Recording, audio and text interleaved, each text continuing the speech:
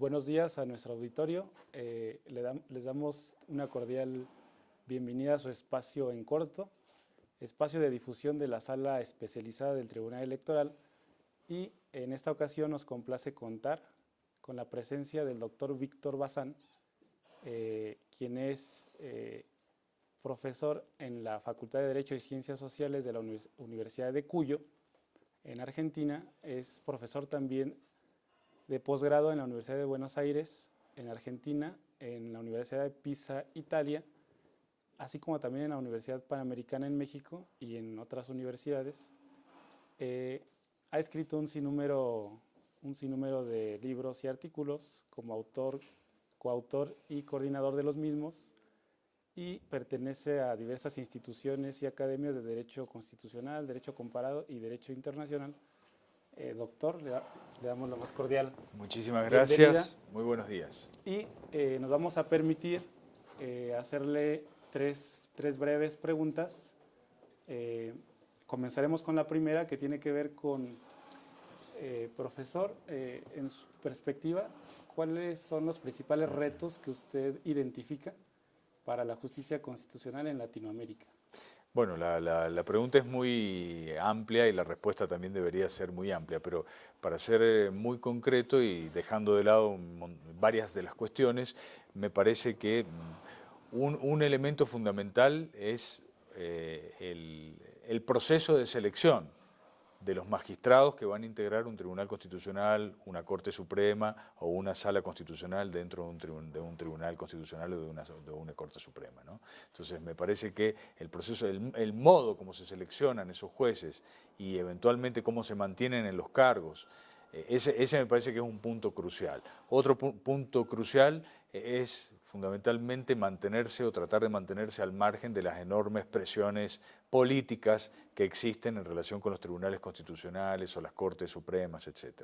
Y desde el punto de vista temático, bueno, asumir las nuevas categorías en materia de derechos, por ejemplo, en materia de sentencias atípicas o intermedias, asumir frontalmente el control de convencionalidad, asumir frontalmente la protección de los derechos económicos, sociales y culturales. Eso también me parece muy, muy importante. Mantener un nivel de comunicación con el resto de los poderes del Estado, pero mantenerse independientes al momento o a la hora de la resolución de los casos, aun cuando se trate de casos difíciles o muy urticantes políticamente en relación con el resto de los poderes del Estado, porque para eso está un Tribunal Constitucional y para eso está una Suprema Corte de Justicia, que es velar por la integridad, fundamentalmente, de la independencia del Poder Judicial. Okay. Bueno, continuando con la siguiente pregunta, y en ese contexto, digamos, de los nuevos retos de la justicia constitucional, se encuentra en boga el tema del control de convencionalidad. Exactamente. Y me gustaría preguntarle, solicitarle su opinión respecto a ¿qué problemas identifica usted para que los jueces nacionales implementen el control de convencionalidad? Bueno, uno de los problemas básicos que hay que tratar de superar en relación con el control de convencionalidad es el deficitario conocimiento que en distintos países tienen los jueces en relación con los tratados internacionales, con el modo como se aplican los tratados internacionales y con las fuentes internacionales en general. Entonces, esto sí. Para poder llevar adelante el control de convencionalidad, los jueces y las demás autoridades públicas necesariamente deben conocer los tratados internacionales. Entonces, ese es un punto muy importante, superar ese deficitario conocimiento que tienen de los tratados internacionales, y también es muy importante que el control de convencionalidad se lleve adelante por los jueces, por ejemplo, por los jueces, pero por las restantes autoridades públicas, particularmente conociendo las fuentes jurídicas, conociendo la relación entre los tratados internacionales y la Constitución, no visualizando la Constitución y los tratados internacionales como algo que está en pugna, sino respecto de algo que está en el mismo camino, dirigiéndose hacia un mismo sustrato axiológico, que es la protección de los derechos humanos, y justamente preservando el principio pro persona. Es decir, que el relacionamiento entre la Constitución y los tratados internacionales no tiene que ser en términos jerárquicos, sino en términos de cooperación a la luz del principio pro persona. Muy bien. Y finalmente me gustaría hacerle una pregunta relacionada con un reciente artículo que publicó en la revista Iberoamericana de Derecho Procesal Constitucional, relacionada con la justiciabilidad de los DESC, llamados DESC, Derechos Económicos, Sociales y Culturales, por la Corte Interamericana de Derechos Humanos.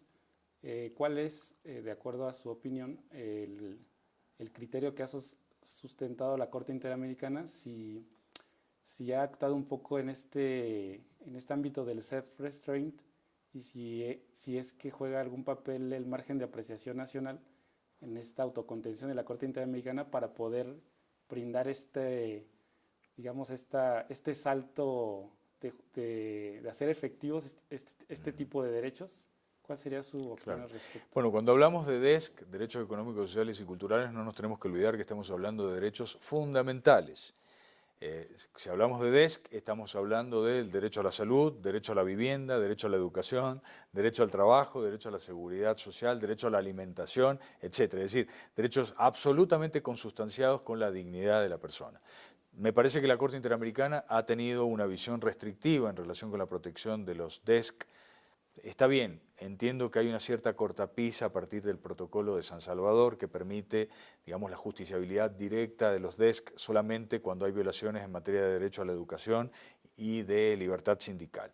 Sin perjuicio de ello, la Corte Interamericana de Derechos Humanos ha dicho en más de un caso, lo ha dicho en Acevedo Buendía contra Perú, por ejemplo, pero en otros casos también, que es competente, la Corte Interamericana es competente para resolver cuestiones que tengan que ver con todos los derechos contenidos en el Pacto de San José de Costa Rica. Tiene competencia para ello y evidentemente los derechos económicos, sociales y culturales o las normas económicos, sociales y culturales contenidas en el artículo 26 entrarían dentro del marco competencial que la propia Corte ha asumido como propio.